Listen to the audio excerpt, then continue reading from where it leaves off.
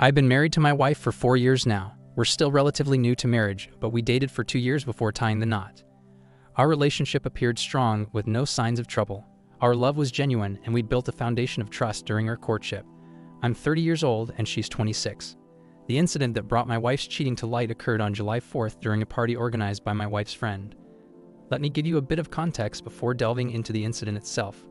About a week before July 4th, my wife had mentioned that her close friend wanted us to join her July 4th celebration. We usually have a reliable babysitter for our 3-year-old, and we usually inform the sitter in advance about our babysitting needs. Leading up to this specific 4th of July event, my wife informed me that she had contacted the babysitter, who mentioned her schedule would be packed and she couldn't make it. I was a bit disappointed because spending time with my wife had become rarer since we had our baby. My wife expressed her strong desire to attend the event and suggested that I stay home with our child while she goes to her friend's party. I wanted her to have fun, so I agreed and said I'd take care of our child at home.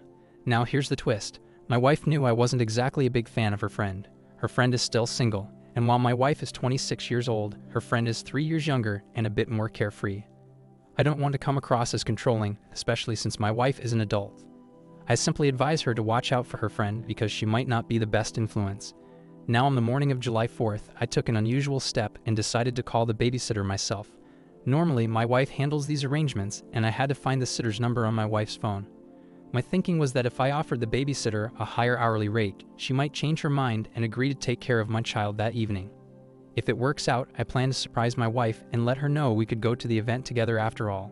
I wanted to share the news with her once I had the babysitter's situation sorted out and enjoy the satisfaction of pulling off a last-minute miracle.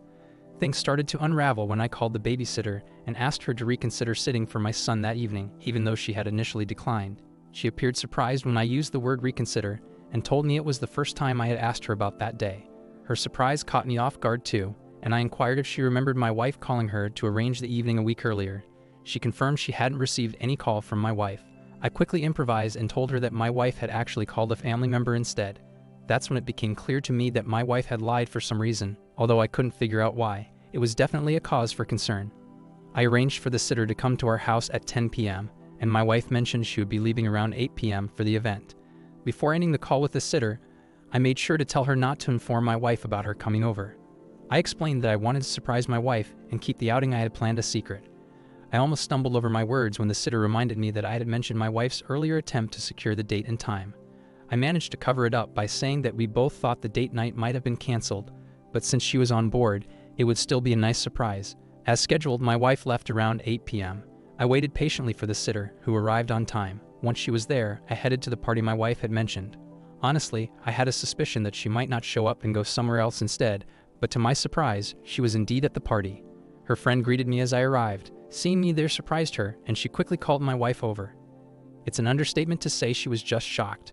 Her reaction was more like utter disbelief. It had only been around 3 hours since my wife left home, but she already seemed quite intoxicated. Her eyes were bloodshot, and her reception towards me was chilly. She repeatedly asked why I was there and who was taking care of our child. I reassured her that I had the babysitter situation under control and that she shouldn't worry. I just wanted us to enjoy the evening together and watch the fireworks display. The party itself was in a medium-sized setting, with maybe 15 to 20 people squeezed into the house. One thing that stood out to me, though, was the gender ratio. There were noticeably more guys than girls, almost like a 2-to-1 ratio. We managed to move past the awkward initial interaction, but that still didn't explain why my wife had been deceptive about the outing. The events seemed to revolve around a game night, with a focus on playing truth or dare games. I overheard one of the guys suggesting they get back to the game. I decided it was time to catch up on what I had missed, and joined in with the friendly group of guys. These were the ones who were quite talkative, either due to the drinks flowing or just their outgoing personalities. Amidst the gathering, my wife's behavior became agitated and uneasy, and she expressed her desire to leave and go home. Her sudden request to leave raised a red flag for me, suggesting that she was definitely hiding something. I assured her we could head home, but I asked for a moment to try some of the drinks since I had just arrived. I headed to the kitchen and struck up a conversation with one of the guys there. After introducing myself to a random guy, I inquired if he was enjoying the party. He introduced himself as well and confirmed that he was indeed having a good time. I told him I was interested in making a move on one of the girls at the party, but I wasn't sure who was available. I began pointing to the different girls one by one, and he helped me identify who was already in a relationship and who seemed open to approach. Using this approach, I eventually pointed to my wife without revealing her identity to the stranger. I then asked him what he thought about her. He mentioned that my wife was attractive, but he warned me that she was off limits because she arrived with a guy he knew as a friend. I pretended to be interested and asked him to share more details about this guy.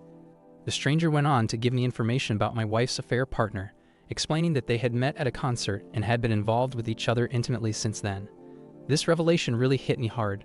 The timeline of when my wife attended the concert and met this guy matched up perfectly. This struck a chord because I was also present at that very same concert. What bothered me was the fact that I was with her most of the time during the event, except when she wanted to get some snacks and insisted on going alone. I recall that it took her an unusually long time to return with her snacks, but I brushed it off, assuming there was a long line or she needed to use the restroom. This incident happened about a month prior, and ever since then, she had been frequently leaving the house and even had a trip out of town. This new information left me questioning everything.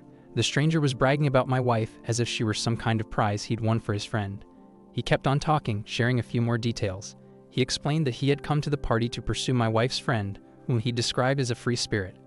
I wasn't sure if my reaction was noticeable, but I couldn't fake it anymore. Just then, my wife's friend joined the conversation, possibly realizing that my questions were leading to the truth about my wife's affair. However, it was too late, and I could tell that she was also part of the deception.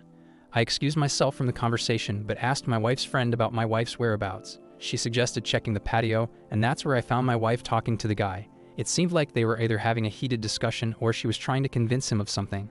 I approached them and introduced myself to the man who was involved with my wife. But before I could say anything to him, my wife hastily pulled me away, insisting that we should leave the party. I swatted her hand away with anger and told her she could leave because I wanted to have a talk with a man. I confronted him directly, introducing myself as her husband. I asked him straightforwardly if he knew my wife was married before getting involved with her, considering I had already discovered the truth about their relationship. I have a somewhat imposing presence that I use to my advantage in confrontations. Honestly, I wasn't looking to fight him if he genuinely didn't know she was married. My little show of subtle aggression was meant to let my wife know that I had uncovered her infidelity and to unsettle the guy a bit. I repeated my question to him, making it clear that I didn't want to ruin the party by starting a brawl, but I needed to know if he was aware of my wife's marital status before getting involved with her. My wife was getting anxious and tried to hold me back while apologizing. The guy, seeing the bottle in my hand and realizing he was cornered on the patio with no support, fell for my act and started apologizing as well. He mentioned that he didn't intend to cause any trouble and that he had only started talking to my wife without knowing she was married. I inquired about the number of times they had been together, and he gave a response. I simply wished him a good night and walked away. I hopped in my car and drove back home. I told my wife that I wanted a divorce. I checked into a hotel where I'm writing down my story as a form of self-therapy. I'm feeling lost about what steps to take. This is my first experience with divorce, and I'm completely unfamiliar with co-parenting since I didn't grow up in a household like that. What I do know is that I can't bear the thought of seeing that woman, and this incident is making me physically sick. I'll probably provide updates on what my next moves will be, but for now, I'm truly uncertain. Now for the top comment. Glad OP told her before leaving that he's divorcing her, and I would also tell her that I'm also going to DNA test the child, and he's not mine. I'm going to make her regret ever meeting me. Thank you for listening to the story to the end, and if you like it, please support us with a like as well as subscribe to the channel. Write in the comments section what you think about the story.